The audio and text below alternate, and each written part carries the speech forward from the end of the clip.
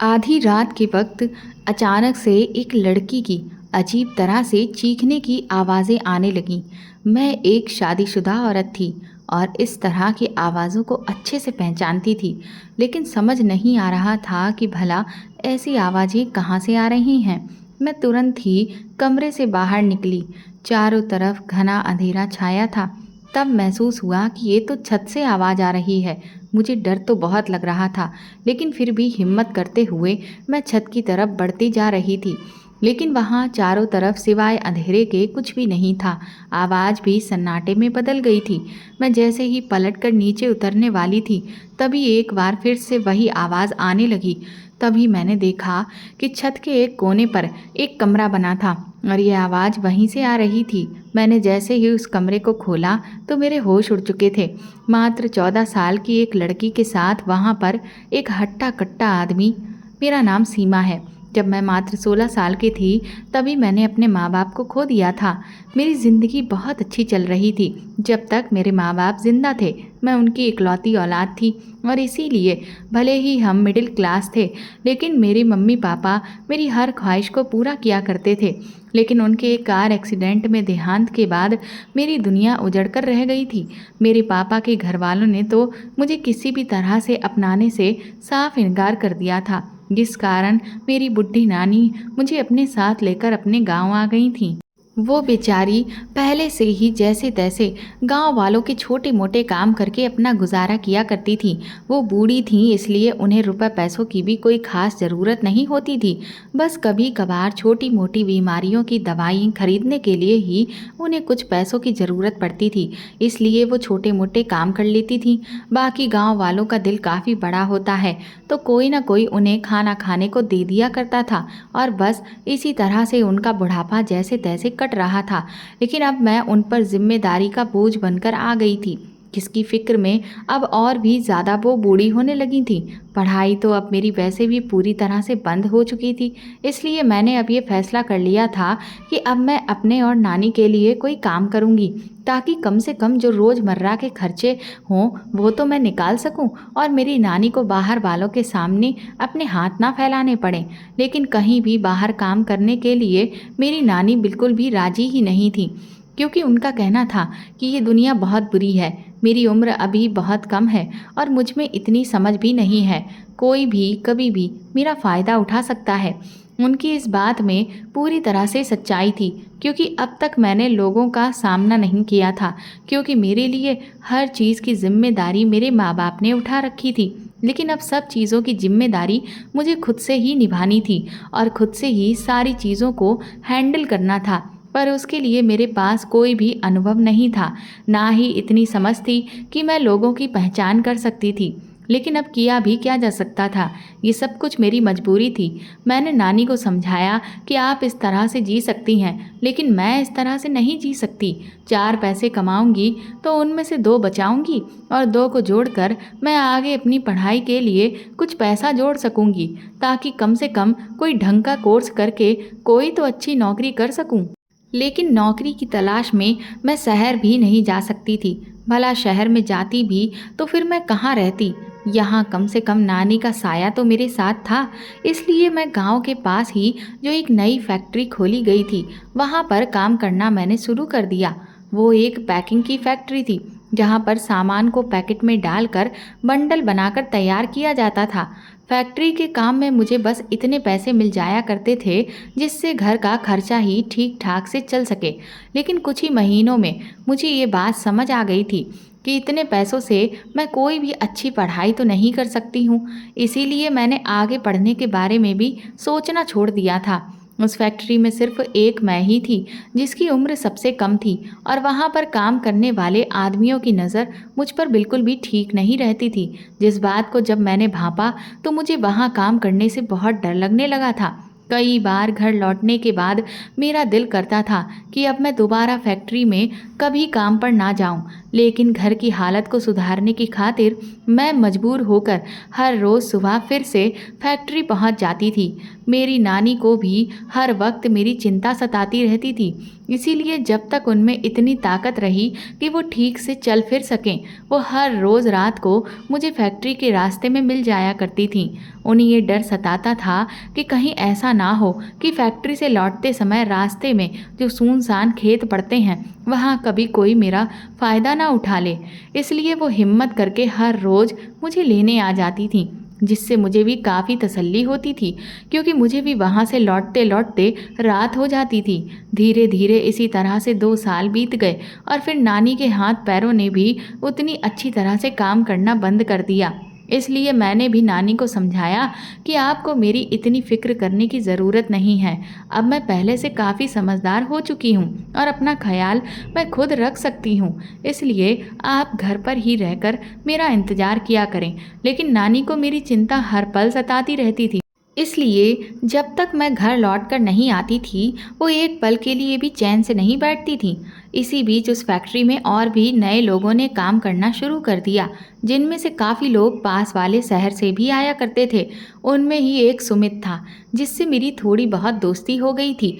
वहाँ पर जितने भी आदमी काम करते थे, उनमें वो मुझे सबसे ठीक लगता था। इसीलिए मैं कभी कभार उससे थोड़ी बहुत बातचीत कर लेती थी।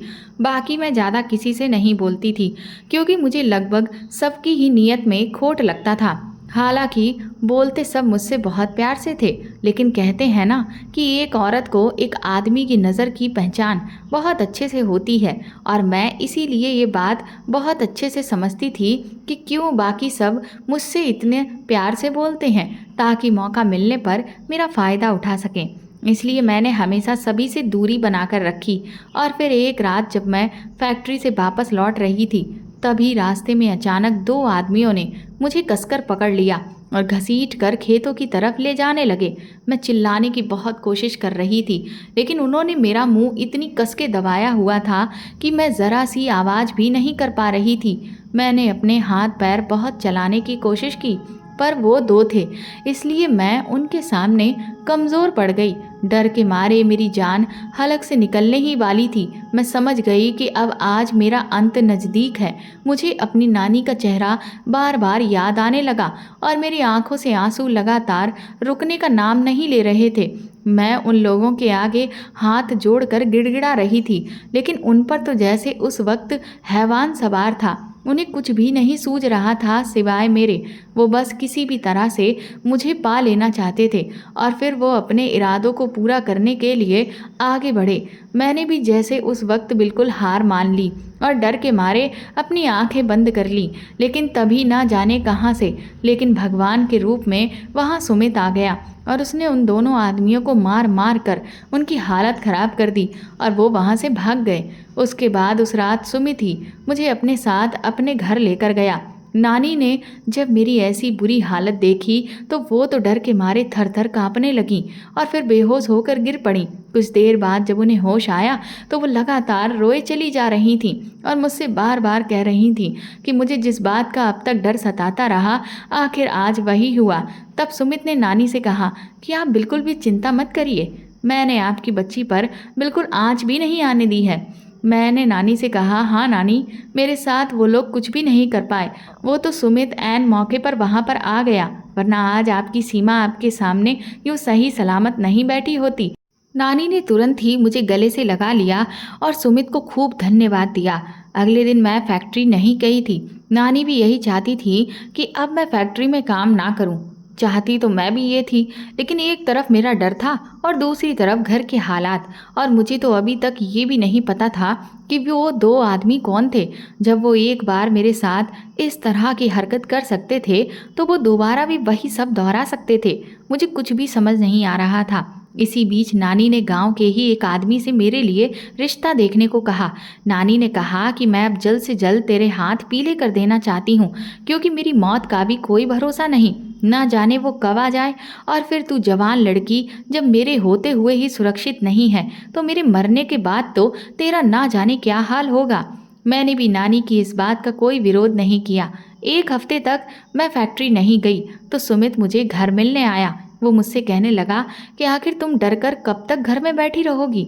इस तरह से तो ऐसे लोगों की हिम्मत और भी ज़्यादा बढ़ जाएगी। मैंने कहा, तो तुम बताओ मैं क्या करूं? उस दिन तो तुमने आकर मुझे बचा लिया था, लेकिन ये ज़रूरी तो नहीं कि हर बार तुम मेरी रक्षा के लिए हर वक्त मौजूद रहो। इसीलिए नानी ने मेरे लिए रिश्ते देखना शुरू कर दिए हैं। जैसे ही कोई अच्छा रिश्ता मिलेगा वो मेरी शादी कर देंगी।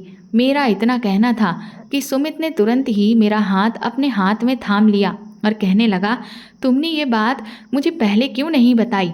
मुझे तो लगा कि तुम शायद अभी शादी नहीं करोगी, इसीलिए मैंने तुमसे अब तक अपने दिल की कोई भी बात नहीं की। सुमित की इस हरकत से मैं दंग रह गई। मैंने तुरंत ही अपना हाथ उसके हाथ से छुड़ाते हुए कहा कि तुम आखिर कहना क्या चाहते हो? तो सुमित ने कहा, सीमा, मैं तुम्हें बहुत पसंद करता हूँ और तुमसे शादी भी करना चाहता हूँ। तुम्हारे लिए नानी रिश्ता तो देख ही रही है ना, तो फिर तुम्हारी शादी मुझसे क्यों नहीं हो सकती? भला मुझ में क्या कमी है? सुमित अभी ये बोल ही रहा था कि तभी अचानक वहाँ नानी आ गई और उन्होंने सुमित की पूरी बात सुन ली, जिसे देखकर मैं भी बुरी तरह से घबरा गई। मुझे लगा कि कहीं ऐसा ना हो कि नानी मुझे गलत समझ लें, क्योंकि असल में तो मुझे इस सब के बारे में कुछ पता ही नहीं था। लेकिन फिर सुमित ने नानी को समझाते हुए कहा कि आप जो भी रिश्ता देखेंगी, आपको नहीं पता कि वो आदमी कैसा होगा, वो सीमा को खुश रखेगा भी कि नहीं। लेकिन मैं सीमा से प्यार करता हूँ और अब तक सब कुछ ना सही, लेकिन थोड़ा बहुत तो सीमा मुझे जानती ही है कि मैं कैसा इंसान हूँ। आप मेरा भरोसा करिए, मैं सीमा को किसी भी चीज़ की कोई कमी नहीं होने दूंगा। नानी भी मेरे और सुमित के रिश्ते के लिए तैयार हो गई और सच कहूँ तो मैं भी सुमित को अपने पति के रूप में पाकर बहुत खुश थी, क्योंकि ये तो सच था कि सुमित एक बहुत ही नेक इंसान था। बस अगले ही महीने हम दोनों की शादी हो गई। सुमित ने अपने बारे में बताया था कि उसकी माँ बाप इस दुनिया में नहीं हैं, बस एक बड़ी बहन है जो कि अपने पति के साथ सुमित के ही गांव वाले घर में रहती है, क्योंकि उनकी बहन के पति के घर वालों के पास कोई भी घर नहीं था।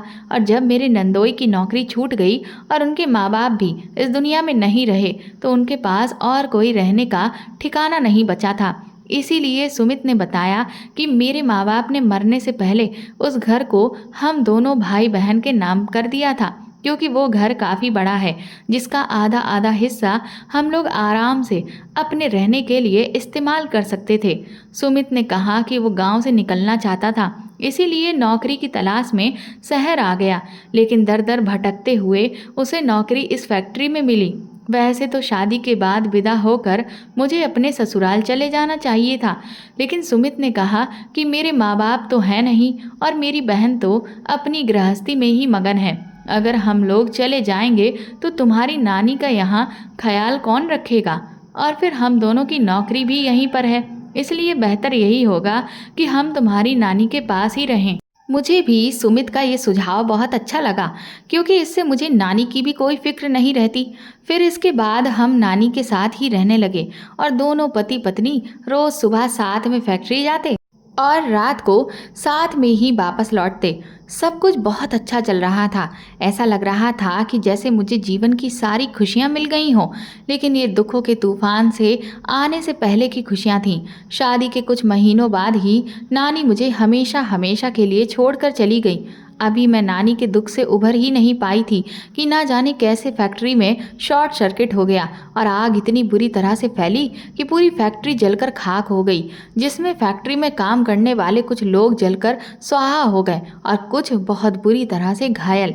हर तरफ चीख पुकार मची हुई थी, सब तरफ बस रोना धोना यही नज़र आ रहा था। हमारे उस गांव के क्षेत्र में सिर्फ वही एकमात्र फैक्ट्री थी जो लोगों के रोजगार का जरिया थी, पर अब वो भी खत्म हो चुकी थी।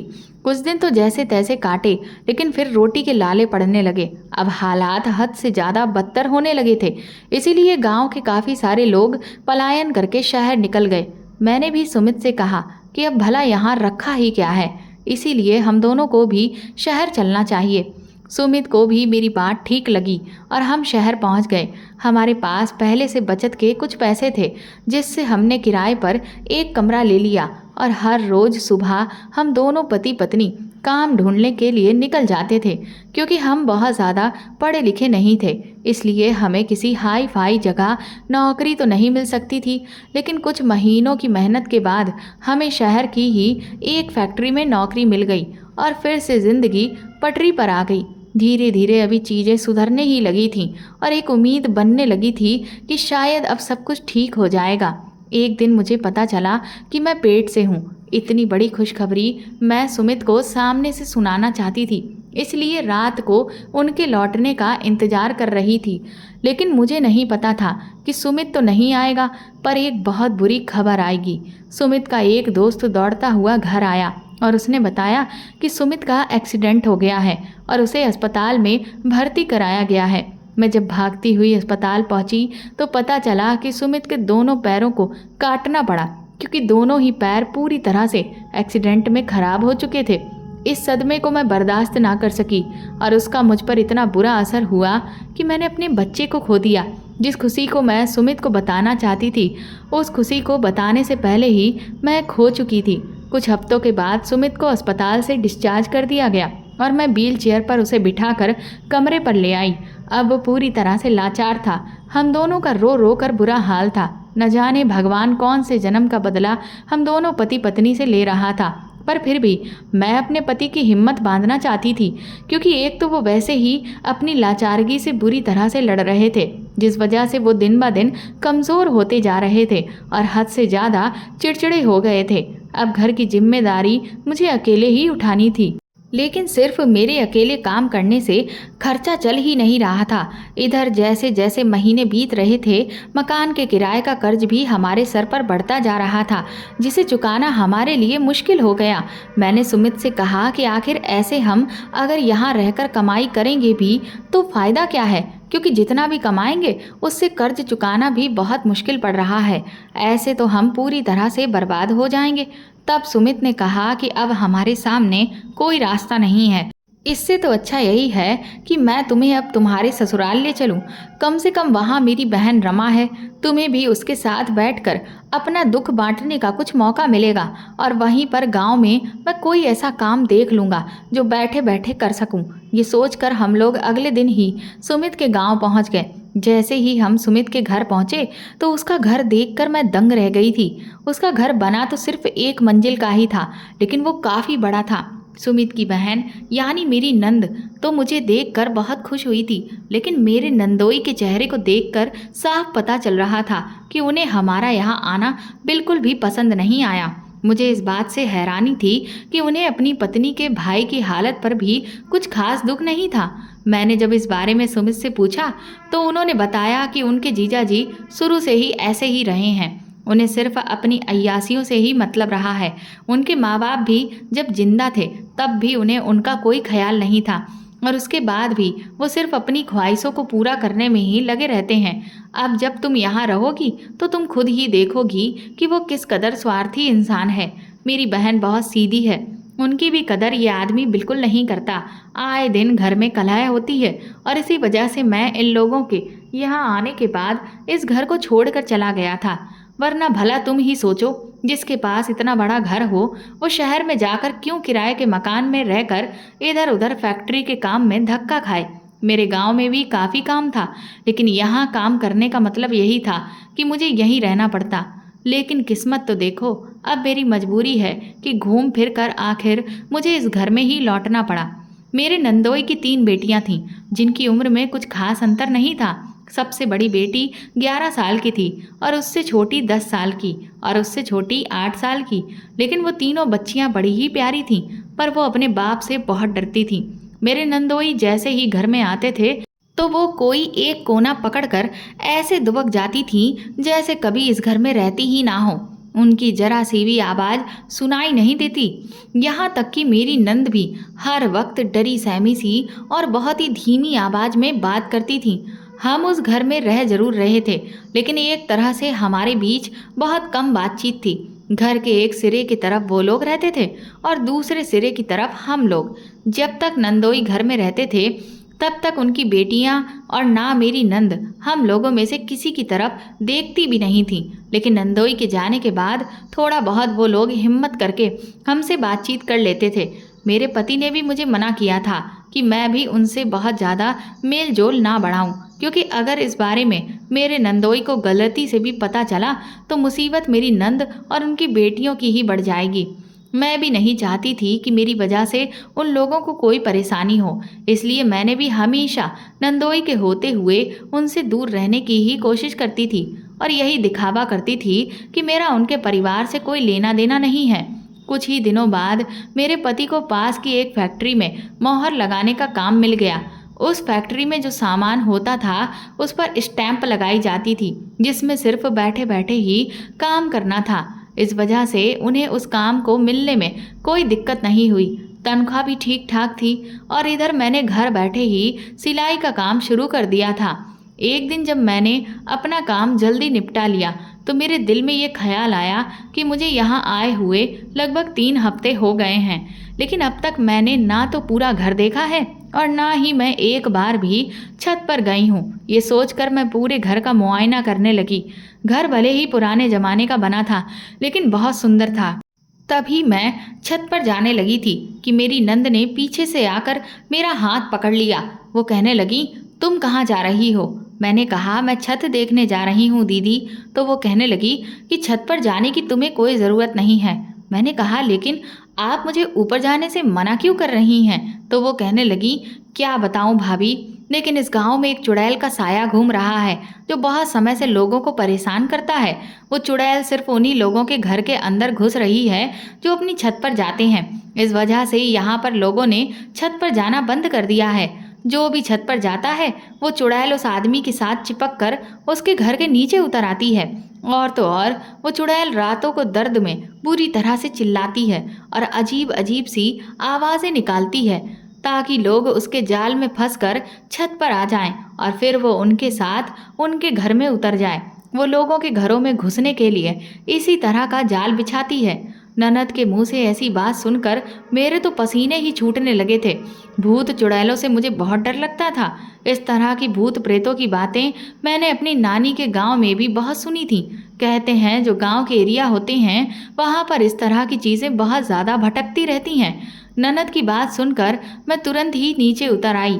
मैंने कहा कि मैं अब कभी भी छत पर जाने की हिम्मत नहीं करूंगी, आप बिल्कुल भी फिक्र ना करें। उसके बाद हम दोनों नंद भाभी मिलकर तब तक बातें करते रहे जब तक मेरे नंदोई के आने का समय नहीं हो गया। उस दिन रात को जब मेरा नंदोई लौट कर आया तो उसने हद से ज़्यादा शराब पी रखी थी। पहले तो ननद नंदोई के कमरे से उनकी लड़ाई की धीमे धीमे आवाज़ें आती रहीं, लेकिन फिर अचानक से मेरा नंदोई कमरे से बाहर निकल आया और ननद को घसीटता हुआ लाया और मारने लगा। कहने लगा कि तूने आज तक मुझे सिर्फ और सिर्फ बेटियां ही दी हैं। मैं तुझसे कब से वंश चलाने वाला मांग रहा हूँ, लेकिन तू इतनी नामुराद है कि तूने मेरी जिंदगी खराब कर दी है और मेरा वंश उजाड़ कर रख दिया है। जी तो करता है कि मैं तेरी जान ले लूँ, खुद तो किसी काम की नहीं है और फिर मुझे इंसानियत का पाठ पढ़ा रही है। तेरी इतनी हिम्मत। ये कहते हुए मेरे नंदोई ने ननद पर लात घूसों की बरसात कर दी। ये सब देखकर ना तो मुझसे रहा गया और ना ही सुमित से। उस दिन पहली बार मैंने सुमित को अपने जीजा से कुछ कहते सुना। वो तुरंत ही जोर से चिल्लाए कि खबरदार, जो तुमने मेरी बहन पर हाथ उठाया। तो मेरा नंदोई सुमित की तरफ घूर के देखते हुए बोला कि तू अपनी जुबान बंद रख। अगर हम पति पत्नी के बीच में बोला तो तेरी खैर नहीं। तेरी बहन को मैंने तलाक दे दिया तो वो कहीं की भी नहीं रहेगी। लंगड़ा कहीं का, पहले अपनी पत्नी को संभाल। शादी को इतने साल हो गए, एक चुईया तक तो पैदा नहीं कर पाई और चला है मुझे सिखाने। नंदोई के मुंह से इतनी घटिया बातें सुनकर मेरी आंखों से आंसू बहने लगे थे और सुमित का भी चेहरा सफ़ेद पड़ गया था। मेरी ननद बुरी तरह से तड़प तड़प कर रो रही थी, लेकिन नंदोई को उस पर जरा सा भी तरस नहीं आ रहा था और बेचारी तीनों बच्चियां एक कोने में खड़ी हुई थर थर काँप रही थीं। मुझे अपने नंदोई पर इतना गुस्सा आ रहा था कि अभी उसका सर फोड़ दूं। ना जाने कैसा जानवर था जो इंसान को इंसान नहीं समझता था, जिसे इतना भी नहीं पता था कि लड़का और लड़की ये तो सब ऊपर वाले का कर्म है। इसमें बेचारी मेरी ननद की क्या गलती? लेकिन कौन उस गंवार को ये बात समझाता। वो तो नशे में बस अपनी मदांगी मेरी ननद पर दिखाने की कोशिश कर रहा था। कुछ देर बाद जब वो ननद को पीट पीट कर थक गया तो आराम से जाकर चारपाई पर लेट गया और खर्राटे लेकर सोने लगा। मैं और सुमित तुरंत ही ननद की तरफ आगे बढ़े और उन्हें सहारा देकर उठाया और कमरे में लेकर आए। वो मुझे बार बार कह रही थी कि तुम लोग मुझे सहारा मत दो, क्योंकि मेरे पति को पता चल गया तो वो तुम लोगों को भी नहीं छोड़ेगा और मुझे भी नहीं। मैं नहीं चाहती कि वो मुझे तलाक दे दे, ये मैं हरगिज बर्दाश्त नहीं कर पाऊंगी। मैंने उनसे कहा कि आखिर कब तक यूं डर डर कर जियोगी आप? तो वो कहने लगी, और मेरे सामने कोई रास्ता भी तो नहीं है। तुम ही बताओ, अगर तुम्हारे नंदोई ने मुझे छोड़ दिया तो मैं इन तीनों छोटी बच्चियों को लेकर कहाँ जाऊंगी? बाप का साया अगर इनके सर पर नहीं होगा तो बाहर न जाने कितने चील कौए हैं जो गिद्ध की नज़र रखे हैं और इन्हें नोच खाने को तैयार बैठे हैं। ननद की बात सुनकर मैं भी फूट फूट कर रोने लगी और सुमित भी। बेचारे बुरी तरह से रो रहे थे। मैं यही सोच रही थी कि हम सब कितने मजबूर हैं। हम दोनों पति पत्नी जो बस एक औलाद की खातिर तरस रहे हैं, लेकिन हमें औलाद नसीब नहीं। और एक मेरा नंदोई है जिसके पास 3 औलादें हैं, लेकिन उसे उनकी कदर नहीं। उसे तो बस लड़का चाहिए। कुछ दिन तक तो मेरी नंद बिस्तर से भी नहीं उठ पाई, इसीलिए मैं खाना बनाकर छुपाकर उनको और उनकी बेटियों को खिलाती रही। और मजबूरन नंदोई के लिए भी मुझे खाना रखना पड़ता था, क्योंकि अगर मैं उस दरिंदे के लिए खाना नहीं रखती तो इसकी सज़ा भी वो मेरी नंद को ही देता, और मैं अब उन पर और जुल्म बर्दाश्त नहीं कर सकती थी। कुछ दिनों बाद मेरी नंद ठीक हो गई थी। फिर एक रात जब मेरे पास काफ़ी कपड़े आ गए थे, इसलिए मैं देर तक काम कर रही थी, तभी मेरी नज़र बाहर की तरफ पड़ी और मैं ये देखकर दंग रह गई कि मेरी ननद छत पर जा रही थी। लेकिन आखिर क्यों? जब मैं उस दिन छत पर जा रही थी तो उन्होंने मुझे तो छत पर जाने से मना किया था, पर वो इतनी रात को छत पर क्या करने जा रही हैं? मुझे ना जाने क्यों, लेकिन उन पर शक होने लगा। क्या उन्हें चुड़ैल से डर नहीं लगता? मैं काफ़ी देर चुपचाप खिड़की से झांक कर देखती रही। तकरीबन आधे घंटे के बाद ननद दबे पांव वहाँ से नीचे उतर आई और अपने कमरे में चली गई। मुझे ये पहेली समझ नहीं आ रही थी। फिर अगली रात जब मैं गहरी नींद में सो रही थी तो अचानक मुझे किसी लड़की के अजीब तरह से चिल्लाने की आवाज़ सुनाई देने लगी।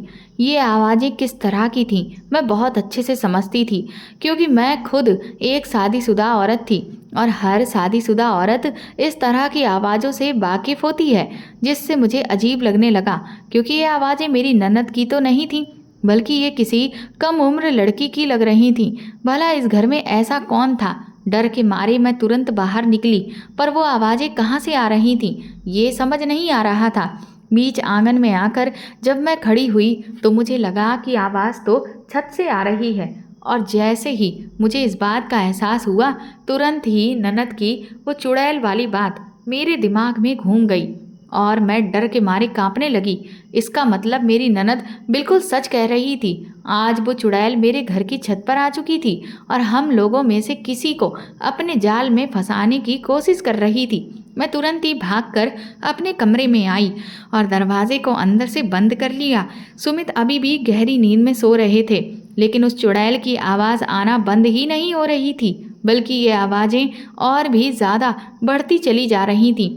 मैंने अपने कानों पर हाथ रख लिया, क्योंकि मुझे ये आवाज़ बर्दाश्त नहीं हो रही थी। डर के मारे मेरा दिल बुरी तरह से धड़क रहा था। मैं काफ़ी देर अपने बिस्तर पर सिकुड़ी हुई बैठी रही। फिर ना जाने कितनी देर के बाद वो आवाज़ आना बंद हुई। तब जाकर मुझे सुकून मिला और मैं सोने के लिए लेटी। जैसे ही सुबह मेरा नंदोई घर से बाहर गया, मैं तुरंत ही ननद के पास पहुंची और मैंने उनसे रात वाला पूरा वाकया बता दिया, जिसे सुनकर उनकी आंखें फटी की फटी रह गईं। वो मुझसे कहने लगी, भाभी तो तुम आवाज़ सुनकर छत पर तो नहीं गई थी ना? मैंने कहा, नहीं नहीं, आपने उस दिन मुझे सब कुछ बता दिया था, और मैं क्या पागल हूँ जो खुद जानबूझकर मौत के मुँह में जाती? इसीलिए मैं छत पर बिल्कुल भी नहीं गई। मेरी इस बात को सुनकर ननद ने राहत की सांस ली। वो कहने लगी, तुमने बिल्कुल सही किया। अगर दोबारा से कभी भी तुम्हें ऐसा कुछ सुनाई दे या महसूस हो, तब भी कभी भी भूलकर छत पर मत जाना। उनके ऐसा कहने पर मुझे तुरंत याद आया कि अभी कुछ दिनों पहले मैंने तो खुद ननद को रात को छत पर जाते हुए देखा था। इसलिए मैंने उनसे जिज्ञासावश पूछ लिया, लेकिन दीदी, अभी कुछ दिन पहले आपको मैंने छत पर जाते देखा था। मेरी इस बात से ननद के हाथ में पकड़ा हुआ बर्तन नीचे जमीन पर गिर गया और वो बुरी तरह से सकपका गई। बिल्कुल ऐसे कि जैसे मैंने उनकी कोई चोरी पकड़ ली हो। वो लड़खड़ाती हुई जुबान में मुझसे कहने लगी, नहीं नहीं भाभी, ये तुम क्या कह रही हो? भला मैं ऐसा क्यों करूँगी? मुझे तो अच्छे से पता है कि छत पर जाना कितना खतरनाक हो सकता है, तो मैं जानबूझकर छत पर क्या करने जाऊंगी? मैंने कहा कि पर ये सब मैंने अपनी आंखों से देखा था, मैं सच कह रही हूँ। तो ननद मुझ पर दबाव बनाते हुए कहने लगी कि ये ज़रूर तुम्हारा वहम होगा।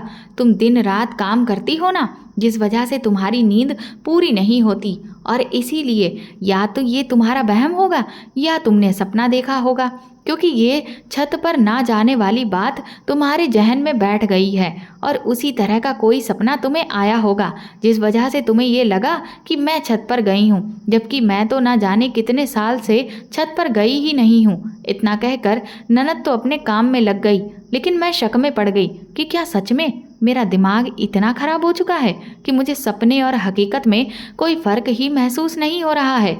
मैं उलझन में पड़ी हुई वापस अपने कमरे में आ गई। फिर मुझे लगा कि शायद हो सकता है ननद सच कह रही हो, ये मेरी ही गलत फहमी हो। लेकिन अगर ऐसा है तो मेरी नंद इतनी बुरी तरह से मेरे इस सवाल पर घबरा क्यों गई थी, जैसे कि ना जाने उन्होंने कौन सा बड़ा जुर्म किया था जिसको मैंने पकड़ लिया है। अब मुझे थोड़ा थोड़ा दाल में कुछ काला नजर आने लगा। इसीलिए अगले दिन जब गांव की एक औरत मुझसे अपना सिला हुआ कपड़ा वापस लेने के लिए आई, तो मैंने उनसे कुछ देर यहाँ वहाँ की बातें की, और बातों ही बातों में फिर मैंने उस गांव में घूमने वाली चुड़ैल के साए के बारे में पूछना शुरू किया। मैंने सोचा कि अगर ऐसा कोई साया है तो फिर तो गांव के हर एक इंसान को इस बारे में पता होगा। लेकिन मैं उस वक्त दंग रह गई जब मेरी इस बात पर वो औरत ज़ोर ज़ोर से हंसने लगी। वो कहने लगी कि तुम क्या पागल हो गई हो भला? इस गांव में कोई चुड़ैल क्यों घूमेगी? हमारा गांव बहुत अच्छा है और यहाँ ऐसा कुछ भी नहीं है, और अगर कभी ऐसा होता भी ना तो गांव में बहुत बड़े सिद्ध बाबा रहते हैं, वो तो कब का उस चुड़ैल को चुटकियों में मार कर यहाँ से भगा देते। इतना कहकर वो औरत तो जा चुकी थी, लेकिन मेरा दिमाग पूरी तरह से अपनी जगह से हिल चुका था कि आखिर मेरी नंद ने मुझसे इतना बड़ा झूठ क्यों बोला, और अगर सच में कोई चुड़ैल नहीं है तो फिर उस रात को वो लड़की कौन थी जो इस तरह से चीख चिल्ला रही थी। अब तो मुझे इसमें कोई बहुत बड़ी साजिश नज़र आने लगी। इसका मतलब ज़रूर इस घर में कुछ ऐसा हो रहा था जो बिल्कुल भी सही नहीं है और जिसे मुझसे और सुमित से छुपाया जा रहा था। लेकिन मेरी नंद आखिर ऐसा क्या कर रही थी? मुझे तो अभी भी यकीन नहीं हो रहा था कि मेरी नंद, जो अब तक मुझे एक भली औरत लगती थी, वो भी कोई गलत काम कर सकती है। ये सोचकर बार बार मुझे रोना आ रहा था, क्योंकि मैं अपनी ननद के बारे में बिल्कुल भी बुरा सोचना नहीं चाहती थी। लेकिन जो भी सच्चाई सामने खुलकर आई, उससे तो यही लग रहा था कि ज़रूर ननद कुछ गलत कर रही है। रात को जब सुमित लौट के आए तो मैंने उन्हें अब तक जो भी सारी बातें हुई थीं उसके बारे में सब कुछ बता दिया, जिसे सुनकर सुमित भी दंग रह गए और वो भी यही कहने लगे कि मैंने तो कभी भी दीदी को झूठ बोलते हुए नहीं देखा। मैंने कहा कि अगर ननद झूठ नहीं बोल रही है तो भला वो औरत भी मुझसे झूठ क्यों बोलेगी? सुमित ने कहा कि हो सकता है उस औरत को इस सब के बारे में ना पता हो। मैंने कहा ठीक है, अगर ऐसा है तो फिर कल मैं और भी कुछ लोगों से इसके बारे में बात करूंगी। इसके बाद अगले दिन मैंने गांव के कुछ और लोगों से इसके बारे में जब सवाल किया तो सब ने बिल्कुल वही बात की जो उस दिन उस औरत ने की थी। वो सब भी मुझ पर हंस रहे थे कि मैं क्या फालतू की अंधविश्वास की बातों को फैला रही हूँ। अच्छे खासे गांव वाले बिना किसी डर के रह रहे हैं और यूँ भूत चुड़ैल की बातें करके मैं क्यों लोगों के मन में वहम बैठा रही हूँ। उस दिन जब सुमित काम से लौटे तो मैंने उनसे कहा कि अब तो ये पक्का हो गया है कि झूठ ननद ही बोल रही हैं, लेकिन आखिर क्यों? कहीं इसके पीछे कोई बहुत बड़ा राज तो नहीं है? सुमित ने कहा कि अगर ऐसा है तो इसका पता तो फिर छत पर चलकर ही मिल सकता है। मैंने कहा ठीक है, तो फिर आज रात को मैं छत पर जाऊंगी। सुमित कहने लगे लेकिन मैं तुम्हें अकेले छत पर जाने नहीं दे सकता। मैंने कहा कि अगर मैं अकेले नहीं जाऊंगी तो फिर मेरे साथ और कौन जाएगा, क्योंकि आपको छत पर ले जाना तो मेरे लिए बहुत ही मुश्किल की बात है। इस पर सुमित का चेहरा लटक गया। मुझे भी इस बात का बुरा लगा कि ये सब कहते हुए मैंने उनका दिल दुखा दिया था। मैंने उनसे माफ़ी मांगी और कहा कि मैं जानती हूँ सुमित, आपको इस बात का बुरा लगा है, लेकिन सच्चाई तो यही है ना, आप ही बताइए मैं क्या करूं? सुमित ने कहा, ठीक है, तुम रात में अकेले छत पर जाना, लेकिन मैं सीढ़ियों के नीचे जो जगह है वहां पर व्हील चेयर पर बैठा रहूंगा, और अगर कोई भी ऐसी वैसी बात होती है तो मैं चीखना चिल्लाना शुरू कर दूंगा। मैंने कहा, ठीक है। तकरीबन आधी रात हो चुकी थी। चारों तरफ अंधेरा और सन्नाटा पसरा हुआ था। मैंने सुमित को नींद से जगाया और उनसे कहा कि मुझे लगता है कि अब यही सही समय है छत पर जाने का। हम दोनों पति पत्नी दबे पांव अपने कमरे से जैसे ही बाहर निकले कि तभी अचानक फिर से वही आवाज़ छत से आने लगी जो उस रात मैंने सुनी थी, जिसे सुनकर सुमित के भी कान खड़े हो गए। वो कहने लगे, सीमा, तुम तो सच कह रही थी, ये आवाज़ तो किसी लड़की की ही है जो छत से आ रही है। भला ये सब घर में हो क्या रहा है? मैं तुरंत ही जल्दबाजी में छत की तरफ भागी। सुमित मुझे बार बार पुकारने लगे कि मैं ऐसे में अकेले ना जाऊं। उन्हें मेरे लिए डर लग रहा था, पर वो आवाज़ सुनकर मेरे कदम रुक ही नहीं रहे थे। मैं तुरंत ही दौड़कर छत पर पहुंची तो चारों तरफ अंधेरा पसरा था, कहीं कुछ भी दिखाई नहीं दे रहा था। और छत पर पहुंचते ही अचानक से वो आवाज़ आना बंद भी हो गई, जिससे मैं बुरी तरह से घबरा गई कि आखिर ये हो क्या रहा है। चारों तरफ से अजीब अजीब सी जानवरों की आवाज़ें आ रही थीं। मुझे अब डर लगने लगा। रात का सन्नाटा और अंधेरा अच्छों की हालत खराब कर देता है। इसीलिए मैं फिर से वापस नीचे जाने के लिए जैसे ही आगे बढ़ी कि तभी फिर से मुझे वही आवाज़ सुनाई दी, जिससे मेरे कदम रुक गए और मैं कांपते हुए शरीर के साथ अपनी आंखों को इधर उधर घुमाते हुए ये देखने की कोशिश करने लगी कि यह आवाज़ किधर से आ रही है। मुझे बुरी तरह से पसीना आ रहा था और गला भी प्यास से सूखने लगा था। कुछ देर सुनने के बाद ये समझ आया कि आवाज़ तो छत के दूर एक किनारे पर बने कमरे से आ रही थी। मैं डरते कदमों के साथ वहां पहुंची तो दरवाज़ा हल्का सा खुला नजर आया, और जैसे ही मैंने हिम्मत करके उस दरवाजे को खोला तो मेरे होश उड़ चुके थे। अंदर का नज़ारा किसी भी इंसान का दिल दहला देता। वहाँ पर एक 14 साल की लड़की मुझे सामने दिखाई दी जो जंजीरों में लिपटी हुई थी, और जिस पर एक आदमी भी उसके साथ। उस वक्त वो मंजर देखकर मुझे उस वक्त की याद आ गई जब उस रात मुझे वो 2 आदमी पकड़कर खेतों की तरफ घसीट कर ले गए थे। आज मेरी आंखों के सामने ठीक वही नज़ारा था। वो बेचारी दुबली पतली सी छोटी लड़की थी और ये आदमी हद से ज़्यादा हट्टा कट्टा था। वो बुरी तरह से चिल्ला रही थी, लेकिन उस आदमी पर कोई असर नहीं था। उसे उसकी तकलीफ नज़र ही नहीं आ रही थी। वो तो बस अपनी धुन में खोया हुआ था। उसे सिर्फ अपनी इच्छा से मतलब था। ये देखकर मेरे अंदर गुस्से की ज्वाला फूट पड़ी, और तभी मेरी नज़र पास ही रखे हुए एक डंडे पर पड़ी और मैं उस आदमी पर वो डंडा लेकर टूट पड़ी। उस आदमी को भी मेरे वहाँ पर आने का बिल्कुल भी पता नहीं चला था, जिस वजह से वो संभल नहीं पाया और मेरे 2-3 बार में ही वो वहीं बेहोश होकर गिर गया। लेकिन जैसे ही वो बेहोश होकर गिरा और मैंने उसका चेहरा देखा तो मेरे पैरों तले से ज़मीन निकल गई थी, क्योंकि वो आदमी और कोई नहीं बल्कि मेरा नंदोई ही था। तब तक नीचे मेरे पति ने चिल्ला चिल्लाकर शोर मचा दिया था, जिससे मेरी नंद और उनकी बच्चियां भी जाग गई थीं। मैंने उस बेचारी लड़की को उन जंजीरों से आज़ाद किया और उसकी हालत ठीक की, उसके अस्त व्यस्त कपड़ों को ठीक किया और उसे सहारा देकर नीचे लेकर आई। उसकी हालत इतनी ख़राब थी कि उससे ठीक से चला भी नहीं जा पा रहा था और उसे बहुत बुरी तरह से चोटें भी आई हुई थीं। मैं उसे जैसे ही नीचे लेकर आई, मेरी नंद के चेहरे का रंग पीला पड़ गया था और आंखें फटी की फटी रह गई थीं। मैंने जैसे ही उन्हें देखा तो गुस्से से मेरी आंखें और भी ज़्यादा लाल हो गईं। मैं उस बच्ची को कमरे में लेकर गई। उसके काफ़ी खून निकल रहा था, जिसे देखकर मेरे पति भी समझ चुके थे कि उसके साथ क्या हुआ है, जिसे देख वो भी गुस्से में चिल्लाने लगे कि हमारे घर में इतना घटिया काम भला कौन कर रहा था। मैंने तुरंत ही चिल्लाकर कहा कि और कौन, इस घर में आखिर एक ही तो जानवर है, आपका जीजा। अपने जीजा का नाम सुनते ही मेरे पति दंग रह गए। उन्होंने तुरंत ही मेरी ननद की तरफ घूरती हुई नज़रों से देखा तो ननद थर थर कांपने लगी। मैंने उस बच्ची को उपचार दिया और फिर चादर उड़ाकर चुपचाप लिटा दिया। वो डर से बुरी तरह से कांप रही थी। मैंने ननद से कहा कि आपको ये सब पता था ना, लेकिन फिर भी आपने अपने पति की इतनी घटिया करतूत को छुपा कर रखा, आखिर क्यों? और इसीलिए आप मुझे चुड़ैल वाली बात का झूठ बताकर बेवकूफ़ बनाने की कोशिश कर रही थी, ताकि मैं कभी भी छत पर ना जाऊं और आपके पति की इतनी गंदी करतूत कभी भी सामने ना आए। मुझे आपसे ये उम्मीद नहीं थी। मुझे तो लगता था कि मेरा नंदोई ना सही लेकिन ननद एक अच्छी इंसान है, लेकिन आप भी अपने पति के जैसे ही निकली। आपको ये सब करते हुए शर्म नहीं आई? कैसी औरत हैं आप? आपका पति आपके होते हुए किसी और के साथ, और आप उसका इस काम में साथ भी दे रही थी।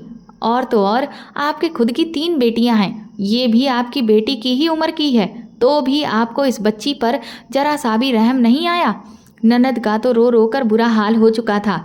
वो अपना सर पकड़कर वहीं ज़मीन पर बैठ गई और कहने लगी कि मेरे तो कर्म ही फूट चुके हैं। मैं जानती हूँ कि मैंने बहुत बड़ा पाप किया है, लेकिन ये सब कुछ मेरी मजबूरी थी, क्योंकि अगर मैं इस पाप में अपने पति का साथ नहीं देती तो वो मेरी बच्चियों को मार डालता। उसने मुझे खुली धमकी दी थी कि अगर मैंने उसका विरोध किया या उसकी इस हरकत के बारे में किसी को भी भनक लगने दी तो वो मुझसे मेरी बच्चियों को छीन लेगा।